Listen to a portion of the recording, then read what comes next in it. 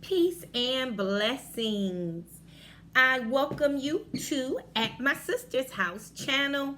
I ask that if you're new to this channel, we are all about the upliftment, the empowerment of the black woman and girls and what's going on nowadays in all of our communities and what you see in the world, just to be that reminder of how important you are, how valuable you are, and just how much you need to take time for yourself. We recognize that there are so many times that we put our own selves last and we don't take the time for ourselves. So on this channel, we highlight who you are, what you are, and how valuable you are. Not just to the family, not just to your community, not just to the world, but to yourself. Taking time for yourself to remember your value and who you are. So, welcome to the channel. If this is what you're looking for, please don't forget to subscribe and like, and let's talk. We are at the end almost of 2025. We are less than 5 weeks away before we see the end of 2025 and the start of a new year by God's permission. And if we're blessed to see the beginning of 2026, this is the perfect time to start reflecting on how to end 2025 and what was 2025 like for you. So many times we can think of what we didn't acquire or what we're going to change as we go into the new year, looking at New Year's resolutions and all the things that we're going to make recommitments to. But what about your victories? What about your wins? 2025, we've had over 300 and what, less than 30, 320 days, give or take, this year in 2025. And we've had some victories, we've had some wins, we had some great impactful moments. And then of course there's those things that we can check off on the list and say, learned that lesson, won't be doing that again, won't still do that no more in 2026, hopefully. So when we reflect and we take time to recommit, which is a great thing, and it shouldn't only be done January 1st or the first month of a new year. This is something that we can take the time to recommit ourselves often, just to see where we at in our goals. Now, I'll tell you something about myself. I do things in quarters. So everything is set in quarters. So right now I'm at the end of the fourth quarter. And as we conclude, I'm not just looking at it from a professional standpoint, but also from a personal standpoint. And there were things, again, I'm super excited about. And then there are things that I know I need to go back and say, can't do that one twice. I heard this expression and I've been using it ever since.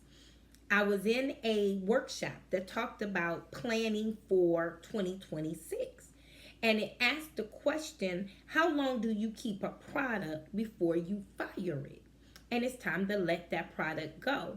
And I quickly raised my hand and said 1 year. After about a year, I could tell you, because at that point I've been into almost every kind of venue I would be in, most audiences that I would attract, I have already been in. And if this product is not moving, maybe I like the product, but it's just not for my customer base, and it's time to fire the product. Well, the answer was 6 months to a year, is what they said. But here is what they said that's most important to me. Not just is you have to learn when to fire a product, but when it's time to fire people and things in your life. Ding, ding, ding, ding, ding. And it went off like a bell. There are some things that just not working for you. There's some things that you've tried, you have approached it from every angle, and it just is not moving for you. And it's okay to say, I'm firing that. There's some things I had to make some decisions and people that I had to fire. I had to let them go. It's no lack of love or I don't want to make it like a enemy type thing. It's just at this stage of my life and my stage of growth, this is not working for it. So I have to fire it. You need to do that same checkup as you conclude the year. What just this not working? Who are the people in your life that's just not working? Now, again, when we look at my sister's house as a brand, it's all about your upliftment because I overstand feeling exhausted, feeling tired, feeling like that feeling of anxiousness. You're ready to do something more because the things in your life just don't seem to be working. And it's okay. It happens to the best of us. So this is when you take the time to say what is and what is not. We're approaching the end of 2025. What just didn't work? And what is it that you want to reassess to take into the new year? You have that right.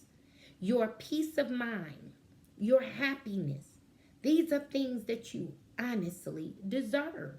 And if there are things destroying your peace, and if there are things destroying your happiness, if there are things that just conflict with you having joy, you have a right to reassess and see what needs to be fired, what needs to be rid of.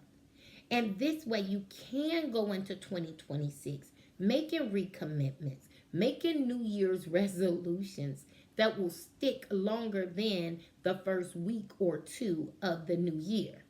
These can actually go to make growth steps in your life.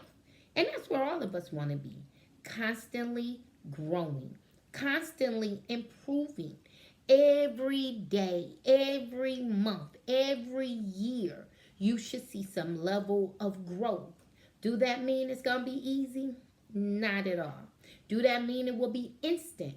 Not at all. Everything of value have a difficult factor attached, and it takes a little time. But we want to at least be headed in the right direction. So, as your sister, I just wanted to be a reminder. We're approaching the end of this year, and by God's permission, we will see the start of a new year. And if that is His will, how will we make the change that's necessary for us to go where we're striving to go? It's up to you. You have power within yourself. Don't sleep on it. Don't let it go to waste. It's there for you.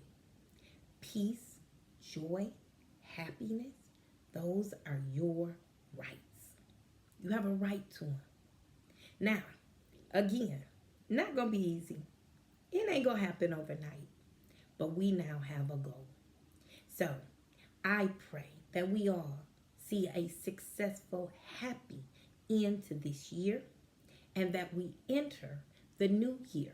Not necessarily partying and doing all the celebratory, but taking time for reflection, taking time to study ourselves, our lives, and our goals.